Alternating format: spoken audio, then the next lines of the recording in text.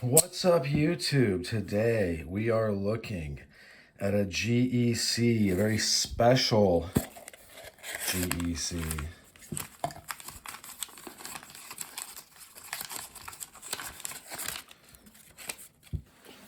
So that is from Collector Knives, Mr. Mike Latham, out of Sulphur, Oklahoma.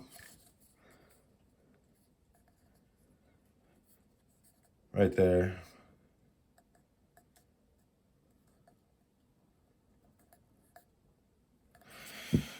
And so I realized, and I've seen some video of some of the 77s that are blue really lacking snap.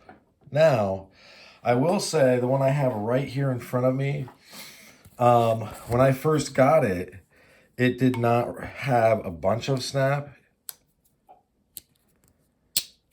but it broke in just fine.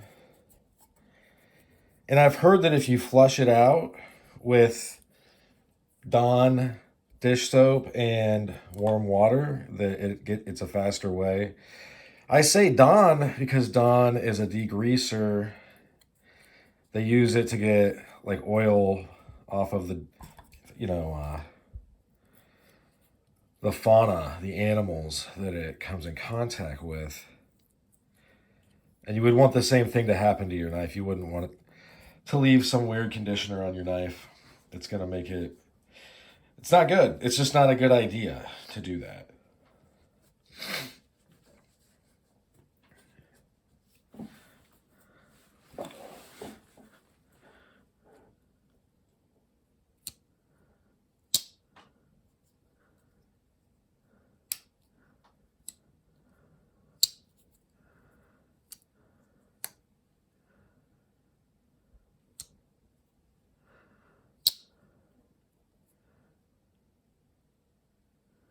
And I have opened and closed it a lot since I got it yesterday, I believe. As you can see, some pens are recessed. Some are more flush.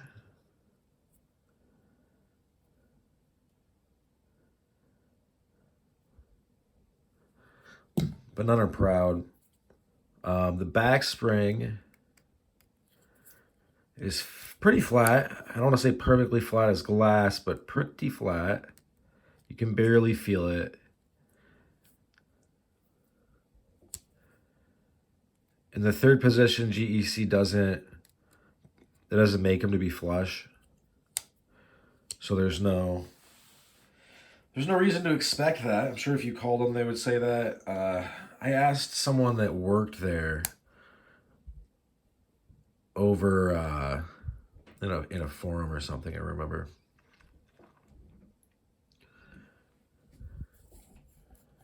Some very nice Sawcut bone handle scales.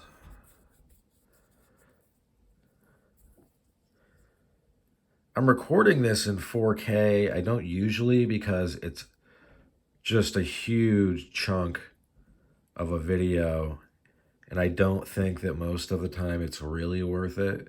But I will say for this, I just wanted to try to get as much of the actual look of the knife as I can, because this is kind of where I bottom line my experience with this knife. This is one of the best knives I own. Easily, hands down. I would put it right next to and I will, in the next video, I'm going to do just that. I'm going to put it next to the cattle knife, the equivalent cattle knife that is in a similar red. And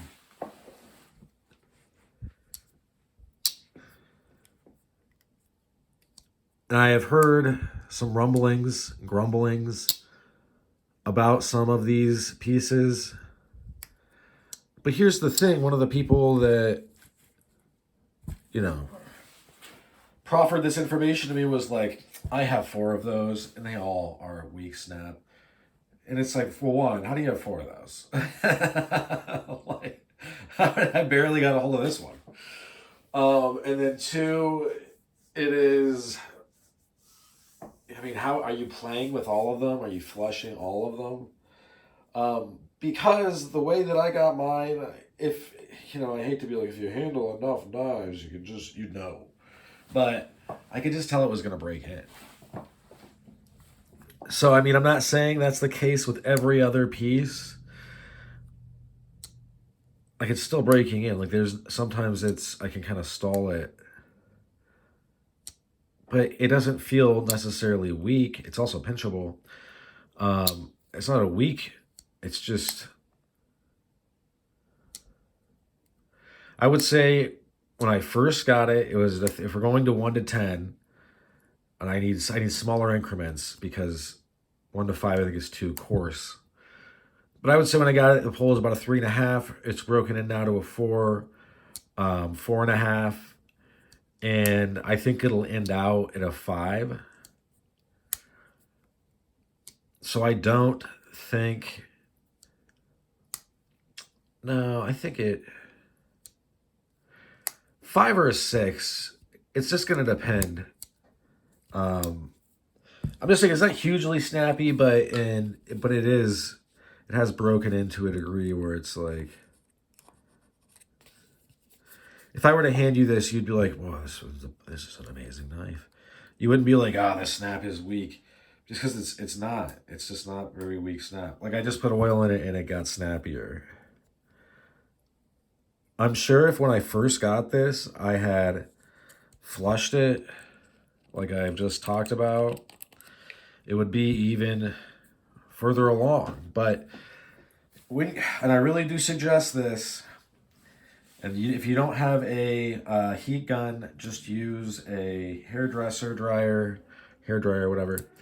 That when you get it, if you're flushing it out with water, just use, a little bit, a tiny itty bitty bit of Dawn. Work it really well. Don't cut yourself. Be careful. But work the action, dry it off, and then hit it with the hair dryer for a little bit to help get it all out of there. And then while it's still warm, I would go ahead and oil it. Oil the joint, so to speak.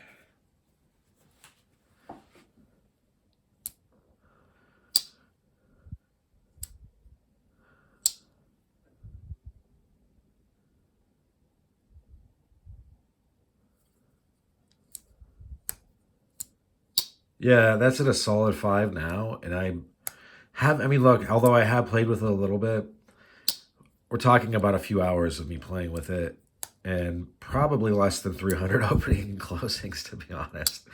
So it's not like I'm like, we're already at a 5 and it's going to get better. And you can see right here, the more I play with it, the more it is pushing out impurities. And, it's wearing and breaking in the brass liners.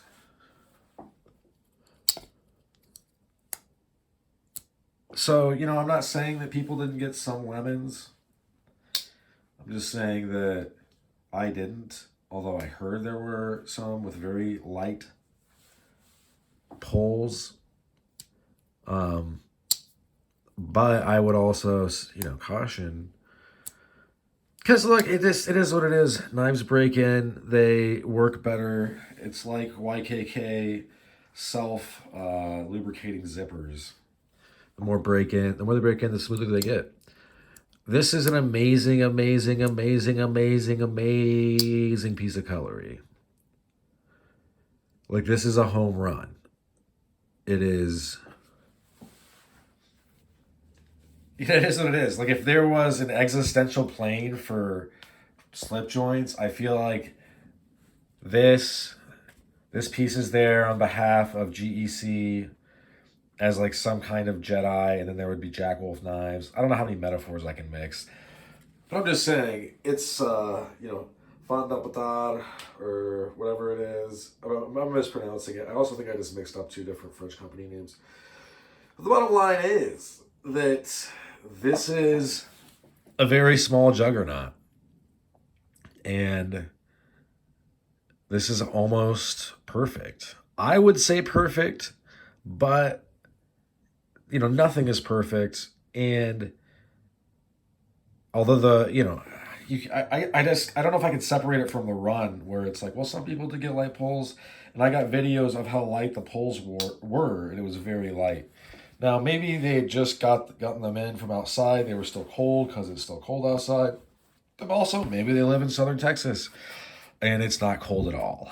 I'm just saying that it is what it is. My example is, I think, the most desirable from that, unless I shouldn't say that because there were camel bone and I think giraffe bone that looked super good, super duper good, and but yeah, this one's action is phenomenal.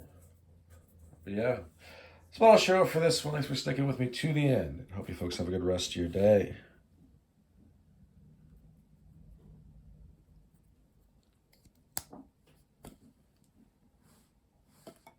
Bye now.